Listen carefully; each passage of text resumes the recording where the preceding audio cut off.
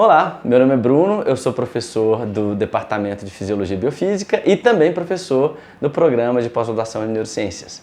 Eu sou líder do laboratório, chama Neurodev, que é o Laboratório de Neurodesenvolvimento e Evolução, e a gente faz várias pesquisas aqui para entender como é que o cérebro desenvolve, como é que o cérebro, como é que o estresse está envolvido no desenvolvimento cerebral e quem sabe no futuro a gente conseguir entender como é que a gente consegue proteger o estresse, o cérebro do estresse do dia a dia, né? Como que o estresse afeta ou ele pode alterar o funcionamento normal que a gente poderia esperar do corpo, assim? Em relação ao estresse, uma coisa que é importante entender é que qualquer organismo, seja ele unicelular ou seja pluricelular, ele está constantemente em desafio do ambiente, tá? O tempo todo, porque você para pensar, a gente tem água dentro do corpo, a gente tem um ambiente seco, no caso dos humanos, né, no ambiente terrestre, e a gente está o tempo todo lutando para manter essa água dentro do corpo, obviamente. Esse é um estresse mais fácil, né, de entender. Então, para a gente sobreviver, para manter o que a gente chama de vida, a gente está o tempo todo nesse estresse com relação ao ambiente. Então, o ambiente estressa o organismo em si. Bom, e aí como é que isso acontece? Bom, a gente tem vários sistemas sensoriais, né? Os olhos, os ouvidos, o nariz. A gente pega essas informações do ambiente e a gente vai tentar o tempo todo se adaptar às mudanças do ambiente. Isso são pequenos estresses. A gente fica o tempo todo se adaptando ao ambiente. Então, quando a gente pensa, como é um organismo inteiro, não vai ser só o cérebro, vai ser o corpo inteiro interagindo no ambiente. Então, se você tem ambiente, por exemplo, uma luz muito forte, ou você tem uma coisa que te machuca, tudo isso causa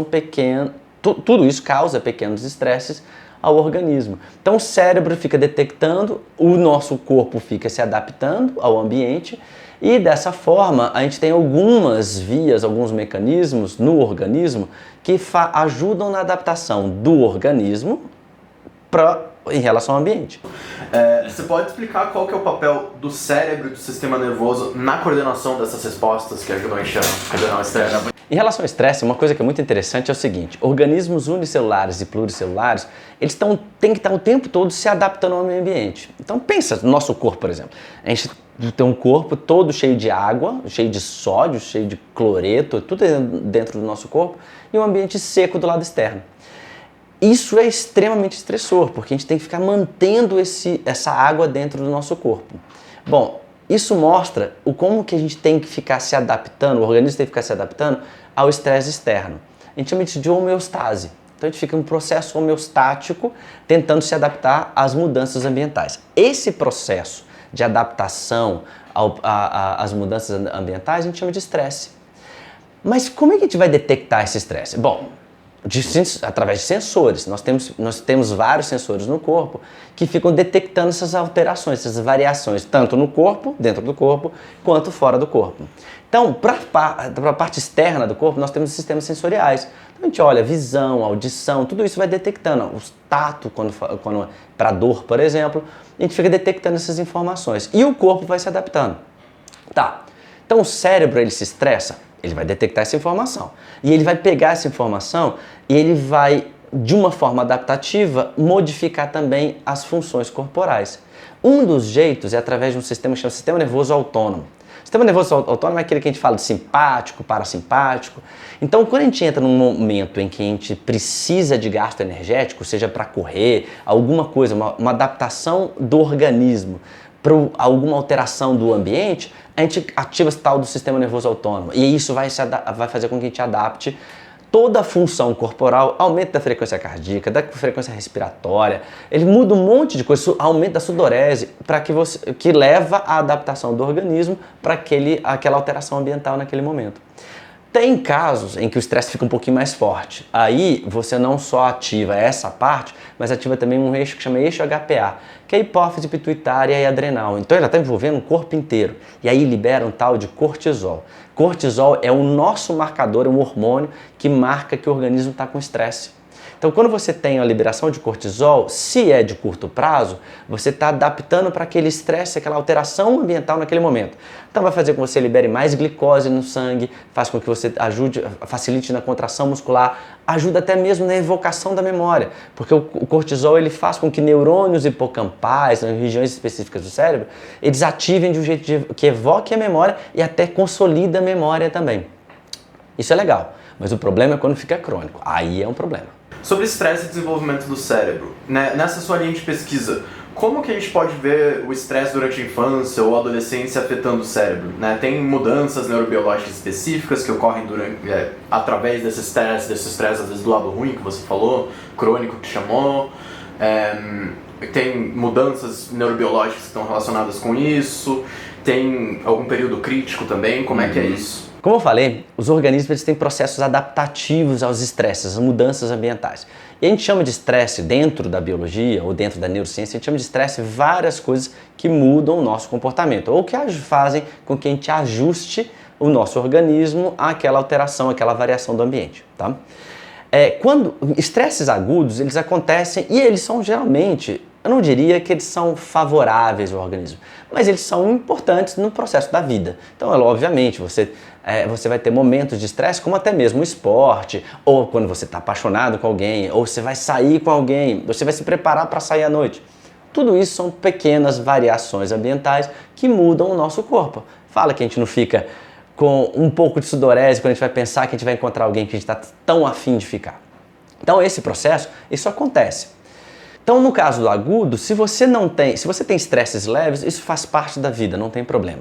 Problemas são quando você tem estresses agudos muito fortes, que a gente vai chamar isso de traumas, ou quando você tem estresses crônicos, que podem não ser tão fortes, mas eles incomodam e atrapalham, fazem toda uma adaptação, uma mudança de adaptação do corpo por muito tempo. O que acontece é que o corpo ele vai se adaptar, mas ele pode se adaptar não de uma forma positiva, porque a gente sempre pensa em adaptação como uma forma positiva, mas pode sim também adaptar de uma forma negativa, uma forma em que ele fica todo alterado, já se preparando para um gasto energético muito grande. Dá um exemplo. Se uma pessoa é estressada por muito tempo e esse estresse faz com que você fique o tempo todo preparado para fugir, ou para lutar, ou para agir de forma muito ativa a uma mudança do ambiente, a um agente estressor, você vai ficar o tempo todo com um aumento de frequência cardíaca, vai dar problema cardíaco, problema no coração. Você vai ter o tempo todo um aumento de pressão. Isso vai fazer com que a pessoa tenha problemas de pressão alta.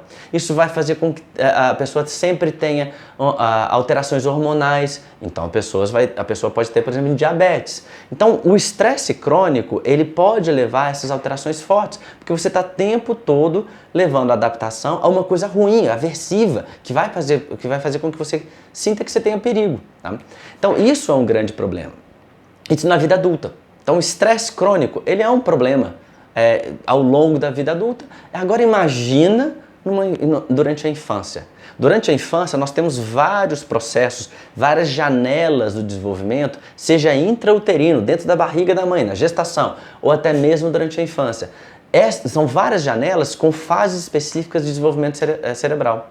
Então tem fase no comecinho da gestação, mais ou menos por volta de 3 meses, assim, você tem uma proliferação gigante de neurônios para formar vários neurônios e formar o cérebro. Depois você tem uma outra fase, também durante a gestação, em que os neurônios migram para regiões específicas do cérebro. Imagina se você tem, durante a gravidez, e a mãe passa por processos crônicos de estresse. Esse estresse, como eu falei para vocês, ele libera cortisol. E nós temos receptores de cortisol nos neurônios.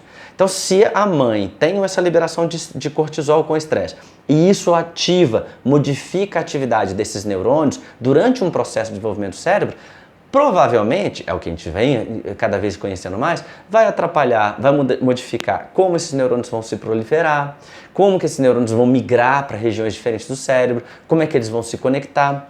Então isso durante a gestação. Agora pensa durante a infância, que você também tem conexões, você está formando conexões durante toda a infância. Nesse processo, de novo, se você tem um estresse na infância, tem liberação de cortisol, e esse cortisol vai ativar esses neurônios de formas diferentes e vai modificar também a proliferação. No caso da infância, a formação de conexões, a formação de engramas, de circuitos neurais, e isso pode atrapalhar bastante o desenvolvimento do cérebro dessa criança. Obviamente, nós temos variações, é uma das coisas que a gente quer mais estudar no nosso laboratório. Por quê? A gente quer entender, por exemplo, será que um estresse específico no desenvolvimento do cérebro vai fazer com que esse organismo ele se adapte e ele fique pronto para esse estresse na vida adulta? Ou será que ele fica mais reativo a esse estresse? Tipo, para sobreviver, eu vou ficar mais reativo e lá na frente, quando tiver um estresse, eu agora vou me preparar melhor para isso. Bom, de uma certa forma, faz sentido. Mas se você está num ambiente, numa sociedade em que horário, uma invenção, relógio, faz com que a pessoa reaja como se fosse um estresse grande, imagina se essa criança que passou no estresse, na hora que tiver um estresse de um horário, isso vai reagir como se tivesse um leão, um tigre, ou um tigre dente de sabre correndo atrás dela. Isso vai ser péssimo para a pessoa. Então tem fases na infância que realmente o estresse crônico ou um estresse muito forte, como um trauma, seja agudo, forte, pode levar a alterações na formação do cérebro. Duas regiões são bem conhecidas, na verdade são 3 regiões que são bem conhecidas em que o estresse na infância leva às alterações dessas regiões. Primeiro é o hipocampo. Todo mundo pensa em hipocampo como se fosse memória, né? Eu sei disso. Mas não, o hipocampo ele também participa, não só da memória, mas também no controle de atividade de algumas regiões que são envolvidas com ansiedade. Então imagina você atrapalhar a formação de uma região do cérebro que está envolvida com modulação da ansiedade, modulação do eixo que a gente chama de eixo HPA. Vai ser um problema depois na vida adulta, não é verdade? Outra região que é famosa é a região de amígdala. Não é essa aqui não, viu gente? Essa amígdala aqui de baixo, ela não está envolvida com o cérebro. É uma regiãozinha bem lá no meio do cérebro que a gente chama de amígdala. Essa região da amígdala também sofre alterações e inclusive alterações que eleva a hiperatividade dessa região, e essa região está envolvida com ansiedade. A amígdala é alvo de ansiolíticos, daqueles remédios que diminuem a ansiedade. Agora imagina uma criança que passa pela infância e tem um aumento da atividade da amígdala. Obviamente ela vai ficar mais propensa a ter um estado emocional tipo ansioso, mais ansiedade. E por último, a região do córtex pré-frontal. A região do córtex pré-frontal está envolvida com um monte de modulações. Provavelmente vocês já escutaram várias coisas. Regiões está envolvido com processos cognitivos, está envolvido com percepção de tempo, com várias coisas. E uma das coisas que ela faz é associar, e uma das coisas que o córtex pré-frontal está envolvido é ajudar na previsão do que vai ser o estresse ou não. E aí a pessoa, se ela tem alteração nessa região, pode ser que ela fique detectando padrões, vários padrões, achando que tudo vai dar estresse. Ou seja, esses estresses na infância podem sim, se forem crônicos ou se forem fortes e agudos, podem alterar essas regiões que levam a consequências comportamentais e de estados afetivos, que a gente chama de emoções, na vida adulta, na adolescência. E isso é uma coisa que a gente estuda muito no laboratório. Porque é muito importante lembrar pelo seguinte, nem todo mundo que sofre estresse tem algum problema de ansiedade ou depressão na vida adulta. E a nossa pergunta é, o que está por trás disso? Será que tem alguma coisa que protege aquele organismo do estresse? Ou alguma coisa que vulnerabiliza aquele organismo ao estresse? Bom, aí tem várias coisas. Uma delas a gente sabe que é o DNA. Então o material genético que está por trás do DNA, que está por trás do organismo, o material genético que está no DNA, ele obviamente vai ajudar na formação de um monte de proteínas. Porque é isso que o DNA faz. O DNA ele é uma receita para formar proteínas, para produzir proteínas. Aí você pode me perguntar, mas o que são proteínas? Neurotransmissores, neuroreceptores, transportador de neurotransmissor, as redes, o citoesqueleto do neurônio que vai formar o axônio, o dendrito, várias proteínas que vão fazer com que colhem os neurônios uns aos outros, para onde ele vai, a sinalização para onde ele vai migrar. Ou seja, nosso corpo é cheio de proteína. Então imagina como que o DNA pode modular, como é que ele pode participar de estresse. Então uma das coisas que a gente se pergunta é isso. Será que tem alguma proteína que está envolvida com a plasticidade neuronal ou com modulação da atividade neuronal? Será que se eu aumentar essa proteína, ela vai deixar o organismo mais suscetível ao estresse, mais vulnerável ou vai ficar mais protegido ao estresse? Essa é uma pergunta que a gente tem. Já que, se a gente parar para pensar, todo mundo é um indivíduo diferente. Nós somos indivíduos diferentes, com genética diferentes, com muitas variações orgânicas dentro do nosso corpo que reagem de formas diferentes e se adaptam de formas diferentes aos estresses, às variações do ambiente. Então isso é muito importante, entender o quanto que essa parte genética, essas individualidades fazem com que a gente responda de formas diferentes ao estresse. E se a gente pensar, Não só na infância, mas na vida adulta também. E isso é muito importante. Por isso que é bom respeitar bastante a individualidade um do outro e ter tolerância. Porque uma pessoa, seu amigo, provavelmente, se ele tem depressão e ele teve um divórcio dos pais, algum estresse, pode ser que ele tenha vulnerabilidade para esse estresse. Ele não pode ser culpado por isso, né? Coitado. E Bruno, você tocou nessa parte da genética, eu queria entender o quanto dessa parte de resposta ao estresse ou até vulnerabilidade, o quanto que o indivíduo fica estressado ou não, o quanto que o estresse vai afetar a saúde mental ou alguma coisa dele, o quanto disso vem de uma parte da genética e o quanto vem de outras coisas. É tudo determinado pela genética, não é? Como é que é? Uma das coisas que são muito interessantes nos organismos é que nós somos formados muito por lípide, que são as paredes das membranas, e por proteínas. Essas proteínas que ficam no nosso corpo, elas formam um monte de sinais, um monte de processos de sinalização. Então, comunicação entre células e o jeito que as células funcionam exigem muito, elas envolvem muitas proteínas.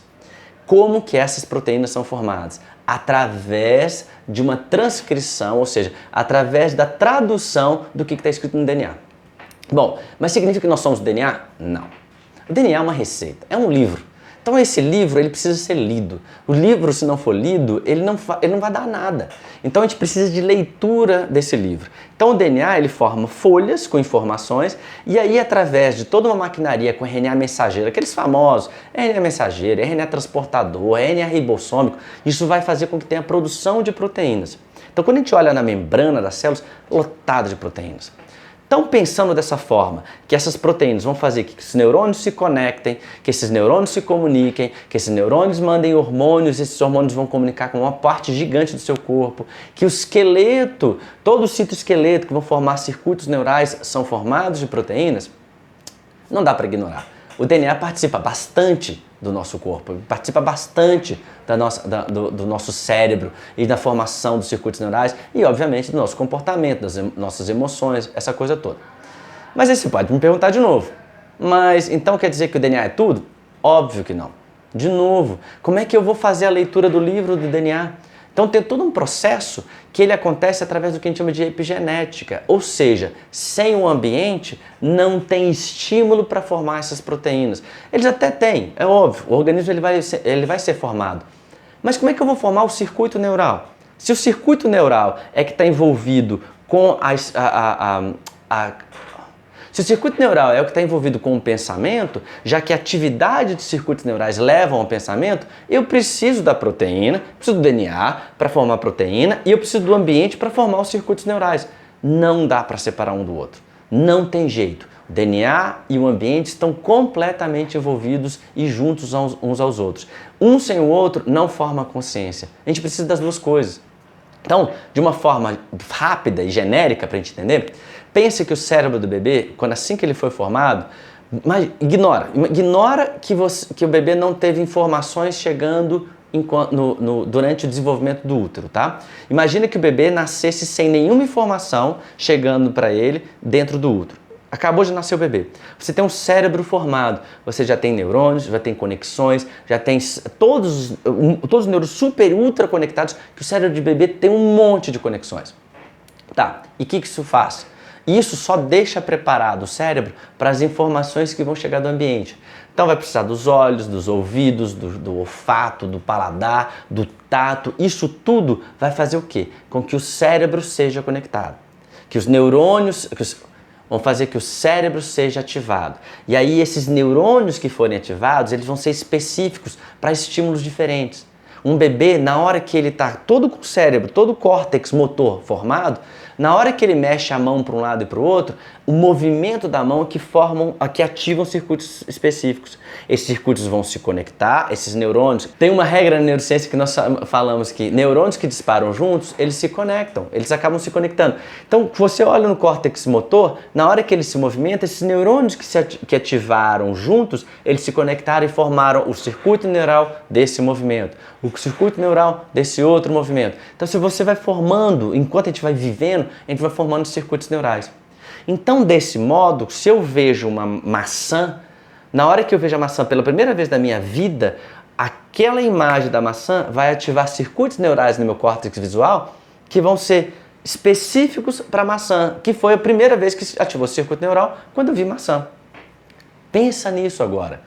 Eu preciso das proteínas, do DNA, para que sejam formados circuitos neurais. Mas esses circuitos neurais só vão ser específicos se tiver ambiente. Não dá para separar. O ambiente e o DNA fazem parte dos nossos pensamentos, dos nossos afetos, da nossa consciência e de toda a nossa cognição quando a gente vai pensar, quando a gente vai levar à emergência de uma imagem mental. Sem o neurônio, sem a proteína, não vai ter ativação do circuito neural. Sem o ambiente, não vai formar circuito neural específico. Então precisa dos dois. Será que você pode dar um exemplo pra gente de algum estudo ou alguma coisa, algum exemplo mesmo teu, de como tem essa influência do fator ambiental nessa resposta do organismo do estresse? Sim, nossa, tem muitos exemplos. A gente tem vários trabalhos mostrando, por exemplo, que pobreza ou até mesmo diferenças sociais, de classes sociais, afetam muito o desenvolvimento do cérebro. Após a Segunda Guerra Mundial, saíram vários trabalhos, por exemplo.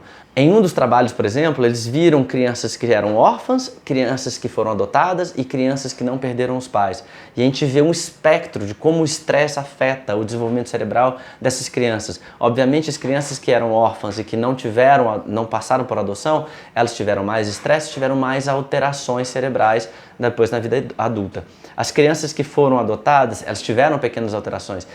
E em crianças que não perderam os pais, tiveram quase nada de alterações, só tiveram por terem passado por uma guerra. Então sim, depois da Segunda Guerra Mundial, nós tivemos um boom, um crescimento gigante em estudos mostrando como o estresse na infância pode alterar, sim, o desenvolvimento cerebral e olhando crianças órfãs, adotadas e crianças que não passaram por adoção.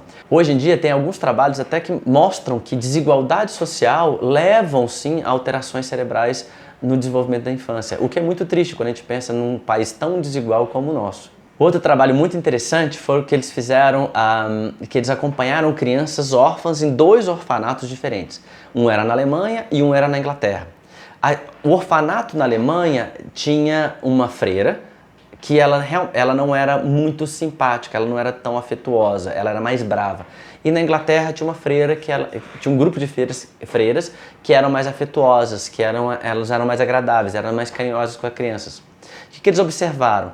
Que as crianças que estavam com a freira, no orfanato com uma freira que não era tão afetuosa, essas crianças tiveram uma redução, uma lentidão do crescimento, inclusive do corpo, em que as crianças ficaram menores, elas ficaram com uma estatura menor que a média, enquanto as outras crianças elas tiveram um crescimento muito alto. Depois, quando eles perceberam isso, eles trocaram as crianças.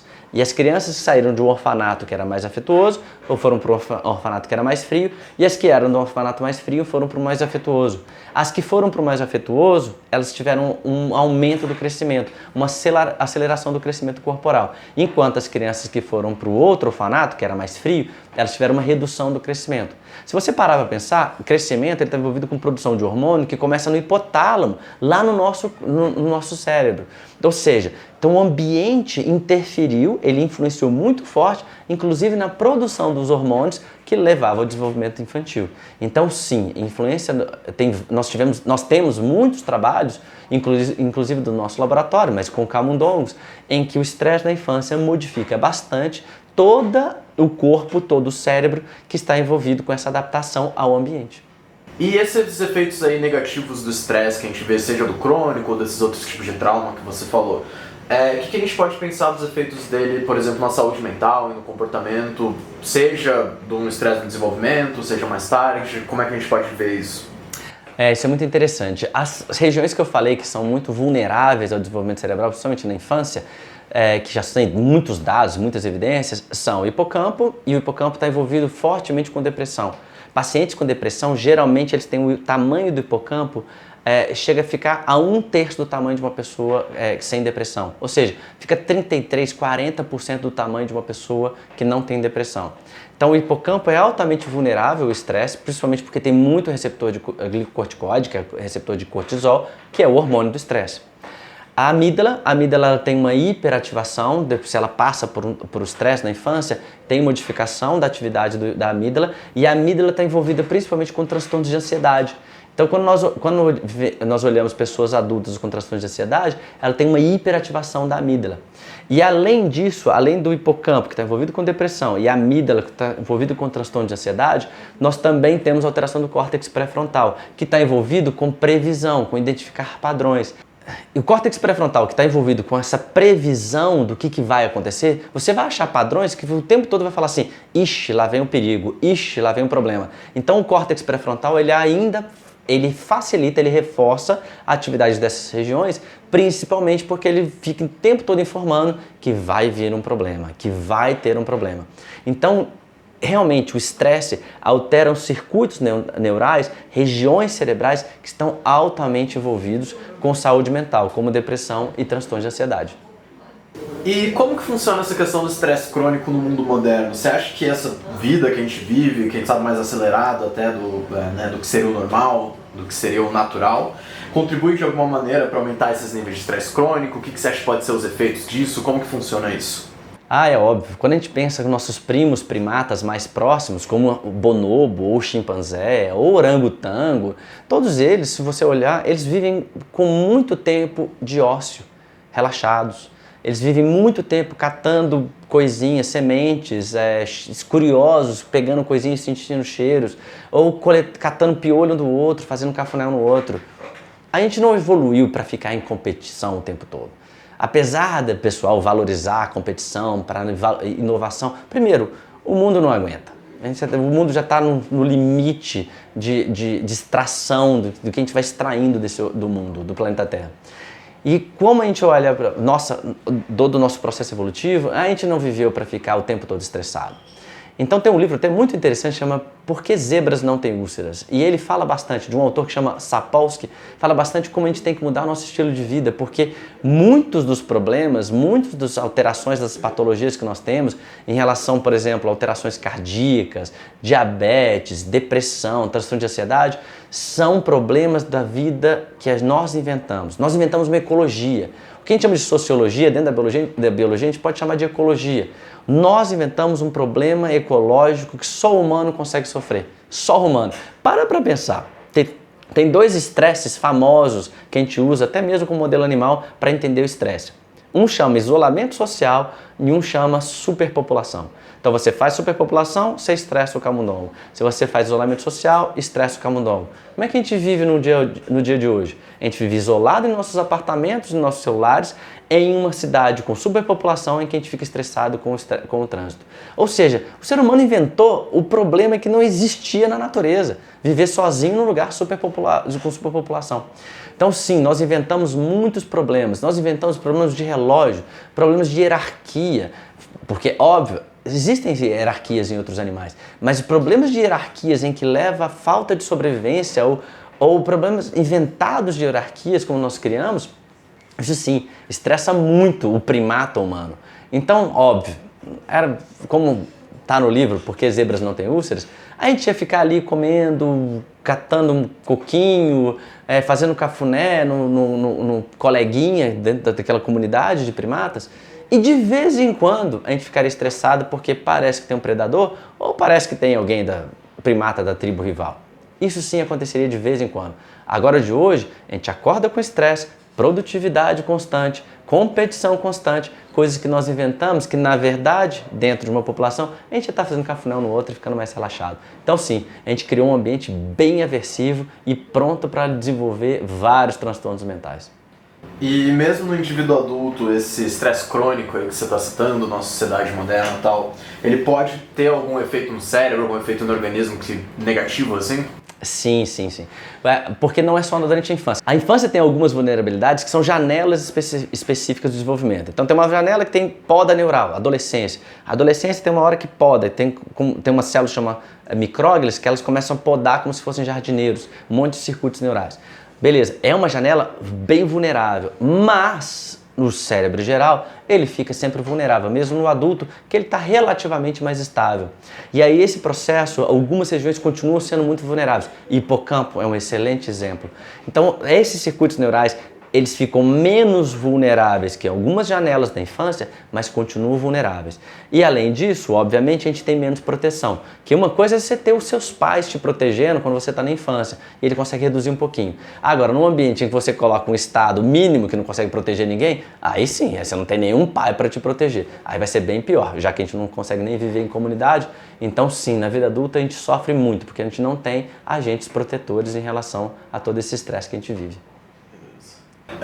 E com base no seu entendimento, quais são algumas das estratégias, comportamento, modificações no estilo de vida que, por exemplo, poderiam levar, ou até pensando no nível de estrutura social, que poderiam levar a uma redução desse estresse crônico que a gente sofre? Boa. Certamente uma das coisas que a gente tem que se preocupar muito é mudar o estilo de vida. A gente tem que mudar a sociedade. Como vários e vários colegas cientistas sempre reforçam, nós temos que mudar a nossa sociedade. Porque a sociedade, ela enfatiza e valoriza muito um lado do primata, que é o lado da competição. E a gente esquece, mais uma vez, que um lado grande de ser primata é viver em ócio, com menos competição e com muito afeto e carinho e catando piolho. Então, nesse aspecto, a gente tem que mudar muito o nosso estilo de vida. A gente tem que desacelerar. O processo de viver acelerado, fantástico, deu uma sensação muito gostosa lá na década de 90, que realmente a sociedade é bombar. Só que o que aconteceu? Estamos destruindo a natureza e a gente está se destruindo. Por quê? Porque a gente entra num processo de ilusão de competição constante. Então esse é um processo que a gente tem que reduzir muito. Outros aspectos, a gente pensar em a própria desigualdade social, porque tem muitas pessoas que sofrem com fome e estresses que, teoricamente, quando a gente olha que tem de alimento no mundo, não precisava mais. Então são vários estresses que a gente criou na sociedade, em que realmente levam à sensação de que a gente tem que sobreviver, e isso é péssimo, que é um estresse crônico constante, e a gente já tem condições para tirar esse estresse, e obviamente isso levaria até mais à criatividade, diminuir a velocidade e ter mais contato com a natureza. Tem muitos trabalhos que mostram o tanto que a natureza influencia e interfere muito na saúde mental. Com a construção de cidades, com planos arquitetônicos que não tem natureza, a gente virou somente como se fossem selvas de pedra. Então a gente precisa, vários trabalhos já mostraram que parques ou arborização na cidade, cidades em que as pessoas andam mais e menos de carro, mas caminham mais, ficam mais em contato com o ambiente, com a natureza, elas realmente estão associadas a melhor qualidade de vida e melhor qualidade em relação à saúde mental. Então sim, desacelerar, reduzir bastante a sensação de que nós temos que sobreviver. E a gente inventa muitos estresses com sensação de que a gente tem que sobreviver, como promoções na carreira, competição na carreira e competição na educação. Tudo isso leva, obviamente, à sensação de que você tem que sobreviver. Nosso organismo não está preparado para isso. Então, sim, a gente teria que ter uma mudança muito grande em toda a estrutura social, no estilo de vida. De novo, mais ócio, mais relaxamento, mais contato social, mais natureza e em coisas mais curtas, algumas dicas são importantes. Psicoterapia em casos em que você está passando por problemas e você precisa da psicoterapia. Medicamento, psicofarmacologia, se você estiver precisando da psicofarmacologia, então precisa de profissionais como psicólogo e psiquiatra, e meditação. Além de atividade física, não se esqueçam, atividade física melhora bastante a nossa saúde mental também, através de proteção dessas redes neurais. A gente vê na internet um tema, por exemplo, da vacina do estresse, que seria um negócio que nem a lógica da vacina. Você dá uma certa quantidade de estresse, por exemplo, uma criança em desenvolvimento, para o seu filho, e você deixa ele mais durão, mais casca grossa, assim, para conseguir lidar melhor com o estresse na vida adulta. Até citam, ativaria menos esses eixos HPA, por exemplo, relacionado com o estresse. O que você acha? Faz sentido isso? Você como pesquisador dessa área do estresse, não faz? Não é bem assim?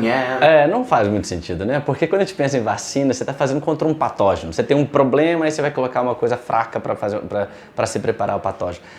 A gente não precisa do estresse, desse estresse. Até na verdade, quando a gente fala em biologia, a gente não fala estresse como uma coisa ruim. Estresse é qualquer coisa que modifique o estado de um organismo. Aí, se você parar para pensar assim, o que seria um estresse que altera o estado de um organismo? Esporte. Esporte altera o estado de um organismo. Contato da mãe, o abraço da mãe, o abraço do pai, toda aquela brincadeira que faz de correr, brincar, abraçar. Isso é estresse. É um estresse calmo. É um estresse, na verdade, um tipo de estresse diferente, que é só mudar a homeostase daquele organismo. Até mesmo contato social. Você pensa, a diversidade social, com as diferenças que você vai ver entre as pessoas ou conversa, também são pequenos estresses. Então, na verdade, não tem nenhum trabalho que mostra que você tem que fazer pequenos estresses aversivos para que a pessoa fique preparada lá para frente. Não. O próprio esporte é uma forma em que crianças primatas brincam e fazendo toda aquela brincadeira que preparam para o estresse que pode ser de uma luta. Então, para que eu preciso colocar uma criança numa pequena luta se eu posso ter só uma brincadeira? Não tem. Não precisa necessariamente para isso. O que a gente precisa, obviamente, é um enriquecimento ambiental. Enriquecimento ambiental é um tipo de estresse, porque você está o tempo todo desafiando o organismo, mas de uma forma prazerosa, ou uma forma que não seja prazerosa, mas não seja aversiva, em que aquele organismo ele realmente se adapte. Essa é uma coisa que é importante falar. A segunda coisa que é importante falar, não tem regra. Na biologia sempre depende da interação ambiente e o organismo. Então, por exemplo, se eu falar assim, eu vou criar uma situação que vai ser extremamente prazerosa para aquela pessoa, aquela criança, em que ela vai ter contato social e vai brincar com um monte de criança. Beleza, vamos colocar a criança ali.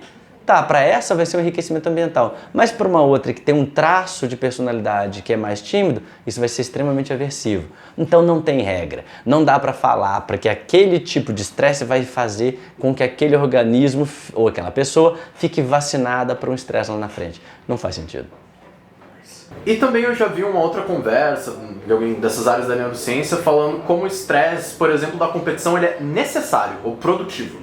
Ou seja, que a gente tem que ter essa competição, porque num ambiente que não tem nem perdedor nem ganhador, então não tem o estresse necessário para você querer dar o seu melhor. E por isso não ia funcionar um mundo que não tem perdedor e essa questão de uma competição hierárquica. Será que isso faz sentido também? Isso faz sentido se realmente a pessoa quiser não viver num mundo de aversividade, um mundo hostil. Aí faz todo sentido. Se a pessoa gosta de viver num mundo hostil, que ela vai ser desafiada, em que ela vai aumentar a chance dela ter diabetes, e aumentar a chance dela ter problema cardíaco, dela aumentar a chance de ficar obesa, aumentar a chance dela ter depressão, aí faz sentido total. Aí realmente vale a pena ela tentar criar uma comunidade que vai ser excepcionalmente envolvida em competição e o tempo todo ativando o tal do eixo HPA. Não faz o menor sentido. Para uma pessoa, mais uma vez, eu gosto de reforçar, nós somos primatas sociais. Primatas sociais, e se a gente comparar com os nossos primos, a gente gosta de ócio. Nós evoluímos durante milhões de anos para viver em ócio, em contato social, em prazer, em contemplação. Você olha os primatas, você olha um gorila, um chimpanzé, um bonobo, ele fica sentadinho ali, sentado, contemplando, fazendo um cafuné um no outro. Não, nosso organismo não está preparado para a competição. Isso faz muito bem para quem ganha dinheiro. Para quem não está ganhando dinheiro, para todo o resto do proletariado em que ele está ali tentando sobreviver, não faz o menor sentido. Na verdade, o que a gente tem que fazer é voltar para nossas origens evolutivas e, de novo, contemplar a vida, curtir o ambiente, voltar às vantagens de ser primatas.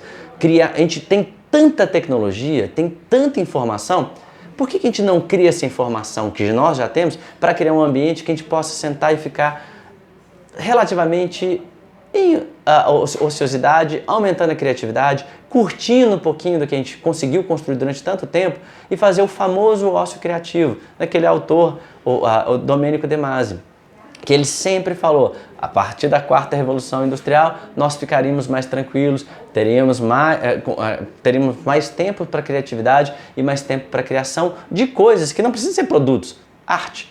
Arte seria fundamental para ajudar na contemplação e curtir o ambiente e curtir a nossa vida de primata. E por último, você fez bastante pesquisa com a dopamina, né? Eu queria saber o que você acha dessa nova onda aí, de muito dopamina e tudo dopamina.